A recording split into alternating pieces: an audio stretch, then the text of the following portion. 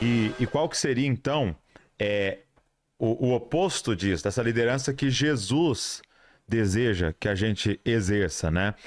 Porque acho que a gente pode cair num outro extremo das pessoas falarem, não, então por isso tem que ter líder. Não tem que ter líder. Não. Sim, Jesus colocou ali liderança e essa liderança que serve. Ele é um líder, pô.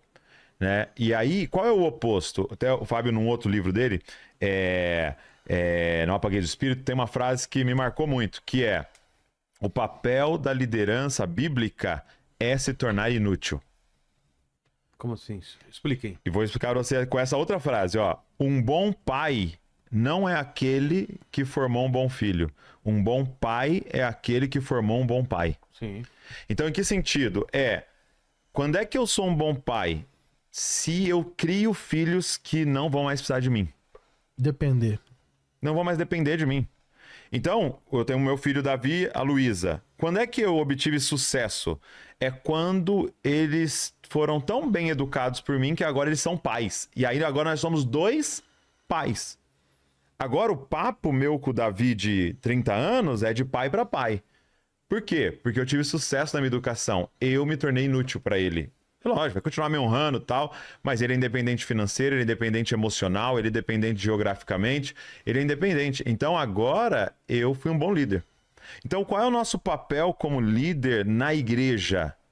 É se tornar inútil. É a gente derramar sobre aquelas pessoas daquilo que a gente já aprendeu do Senhor, a gente já aprendeu nas Escrituras, aquilo que a gente já viveu com Deus, para que eles possam viver isso a ponto de também se tornarem pais. Que sentido? De também começarem a cuidar de alguém.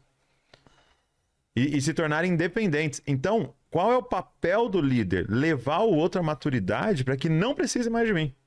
Tem um filme muito legal, não sei se chegou a ver, no Netflix. Pode dar spoiler? Claro. Que assim tá liberado? Assim? Depende, qual é o filme? Chamava Fuja. Fuja. Não, aí é o Corra, é aquele do cara que tá namorando com a mulher, vai conhecer lá a família. Aí tem outro que chama Fuja. Não. O Fuja concorrente. é concorrente. É o seguinte, começa com uma menina, ela... Filme tudo. Corra, e fuja. Sai daqui. Ande rápido. Caminho. É uma menina que ela é cadeirante e começa com ela tomando um monte de remédio. Tô ligado, da Ela mãe, tem uma né? rotina de Bom pra remédio e caramba. tal.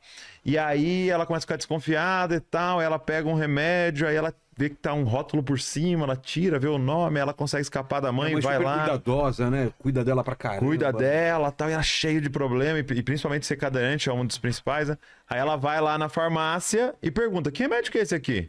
Né? E o cara fala: não, isso aí é um remédio de animal, se eu não me engano é de cachorro, e se uma pessoa tomar, ela fica paralisada nos membros inferiores. Cara, então, ou seja, só pra galera entender, a mãe dava pra ela um remédio pra ela ficar cadeirante. Meu Deus.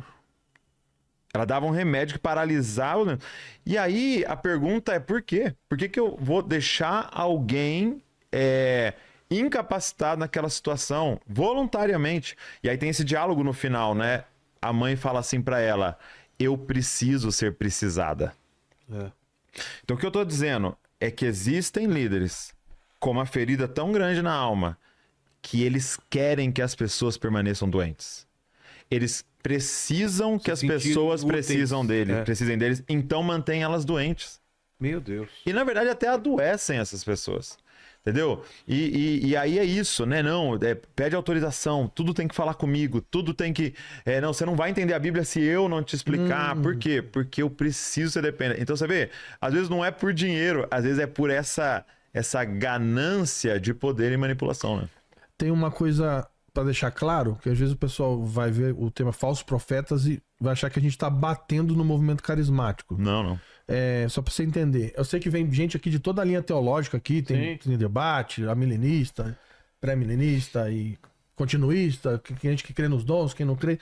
Pra ficar claro, nós cremos na continuidade dos dons espirituais, nós cremos na continuidade de todos os dons, cremos que ainda existe, nós cremos no dom da profecia, atuante hoje, na palavra de conhecimento, palavra de sabedoria. A gente Então a gente não... temos profetas hoje em dia ainda. Então... Tem o dom da profecia, né? Mas não profetas. Sim, vai. Vai chegar nisso, então. Eu quero entender depois. Não, vamos lá. Vamos abrir essa pergunta. O dom da profecia não é a mesma coisa É porque assim... Tá, eu não quero atropelar, tudo bem. Então, Não, mas faça a pergunta. se eu tiver, eu posso ter o dom da profecia e não ser um profeta. Sim.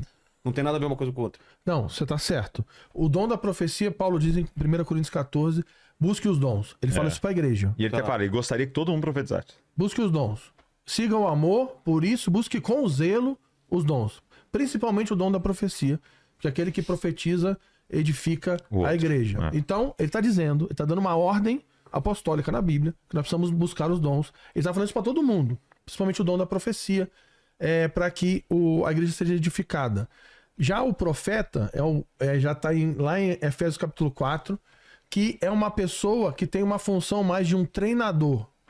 Então, apóstolos, profetas, pastores, evangelistas e mestres são aqueles que capacitam, treinam a igreja para a obra do ministério. Então, basicamente, um profeta hoje é um proclamador da mente e do coração de Deus, que ele se utiliza da escritura para fazer a vontade do Senhor conhecida para a igreja, e a partir desse conhecimento ele capacita a igreja para que todos possam profetizar, todos possam ouvir a voz de Deus. A função de uma pessoa profética ou de um profeta é ensinar todos a ouvirem o Senhor, é ensinar todos a serem amigos de Deus. Qual que é o ponto? Pegando o que ele falou, o meu objetivo não é criar uma dependência profética de você comigo. Eu vou lá visitar o profeta. Não, eu quero aprender a ouvir a voz de Deus. Não, você não tem que depender de mim para ouvir a voz de Deus. Eu tenho que te ensinar a como desenvolver relacionamento com Deus, ao ponto de ouvir o Senhor, num dia que você não precisa mais de mim para ficar te dando conselho o tempo todo. Mas o dom da profecia é acessível a todo mundo? Ou para algumas pessoas é o dom da profecia? O dom da profecia para o dom da palavra? O dom da profecia é acessível a todos os crentes em Jesus. Todos. E é um dom que pode ser buscado. Então, assim, só para você entender a analogia, seria assim, como se o Paulo estivesse falando assim, fale inglês. Entendi. Mas vai ter um professor de inglês. Então, todo mundo pode falar inglês, mas tem um cara, tem uma capacidade maior nisso, que vai até ajudar outros a falar, entendeu? Entendi. Então é isso. Então, profetizar é para todos. Agora, aí só tem uma diferença dos profetas bíblicos, que foram homens que Deus escolheu, mulheres que Deus escolheu para compor as escrituras. Esse tipo de profeta que profetizou algo que é Bíblia, isso acabou. Não existe mais. Quando tem os debates, você já deve ter assistido aqui algumas vezes. Então, mas se a gente está esperando a segunda vinda de Cristo, não é de supor também que tem profetas que vão fazer parte dessa segunda e estariam numa segunda Bíblia se ela fosse escrita assim como na primeira, ou não tem nada a ver não. essa associação? O canal tá fechado. Você entendeu, né? A Bíblia tá fechado, o cânon bíblico tá Porque fechado. já tem a profecia até o volta dele. Então tá entendi. fechado. De Gênesis Não a tem- Apocalipse. Não vai ter uma segunda parte para completar o que Não. falta até a segunda Já tá vinda. tudo O que vai ali, acontecer é ele voltar. É o propósito- cumprimento daquela que já tá propósito de ali. Deus já tá escrito. Do começo ao fim. E aí esse é que é grande ponto, quando tem as discussões, o pessoal que Que não... é semântico. Que não, o pessoal É onde a O que quer diferença- dizer profeta? Esse que é a briga, porque quando alguém fala assim, eu não creio em profetas hoje. Por quê? Aí quando A ele vai pergunta é, defender, o que é profeta pra você? ele vai dizer o seguinte, por quê? Porque a Bíblia já tá fechada, entendeu? Então nisso a gente também não crê em profeta porque hoje. ninguém né? pode profetizar algo que tem o mesmo nível da Bíblia. Então, mas nós cremos nisso também. Então a gente está crendo na mesma coisa. Então o ponto é, nós cremos que os dons continuam ativos hoje, mas ninguém vai profetizar nada nem no mesmo nível da Bíblia e nem nada que vai confrontar a Bíblia ou ressignificar a Bíblia, que é um outro ponto hoje aí que tá em voga, que é pessoas que estão querendo ressignificar o que está escrito. Não, isso está escrito, mas para hoje a gente tem que rever esse entendimento. Então, inclusive, a nossa função profética é lutar pelas escrituras. É lutar por aquilo que está Mas escrito. algumas coisas não fazem mais sentido, né? Como quando fala sobre escravos. Tem coisas que se cumpriram e tem coisas que são culturais da época. Então, hoje, pra gente, não faz, mas Exatamente.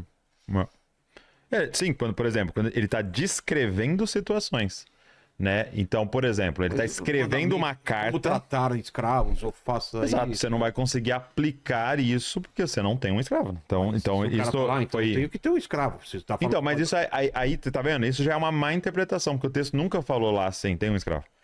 Ele mandou uma carta para um povo em uma situação. Eu vi um meme agora, Lene, no Instagram. Não sei Davi não teve tantas mulheres, não sei quanto teve tantas mulheres. Agora na minha vez, então. É só uma. Só uma. Agora na minha vez, só é pode só ter uma. uma. Então, aí você vê, esses textos são narrativos. Entendeu? Então não é um mandamento. Ele não tá escrito, tenha 1000 mulheres. Ele tava dizendo, Davi tinha. Então é uma descrição. Tanto que o autor nem fala se tá certo ou errado. Entendi. Ele só tá narrando a história do que aconteceu. Aí já são má interpretações, né? Mas aí que tá, você vai ver o desenvolvimento da história, quando você vai no Novo Testamento e Paulo tá ensinando como escolher alguém maduro na comunidade. Então como é que você... Por exemplo, isso. Você vai escolher alguém que é maduro. Como é que você sabe que alguém é maduro a ponto de assumir uma posição de liderança? Ele diz lá, que seja marido de uma só mulher. Aí pronto, aí ele estabeleceu um padrão. Entendi. Entendeu? E você vai ver que o que foi escrito nos evangelhos acabou com a escravatura. Porque não tinha como eu acreditar que o outro é a imagem de Deus, que eu tenho que amar ele como eu amo a mim mesmo, ou como Cristo amou, que eu tenho que dar a vida por ele e subjugar ele. Não tem sentido. Então você vai ver que os evangelhos, bem interpretados, foram destruindo com isso. Entendeu? Claro.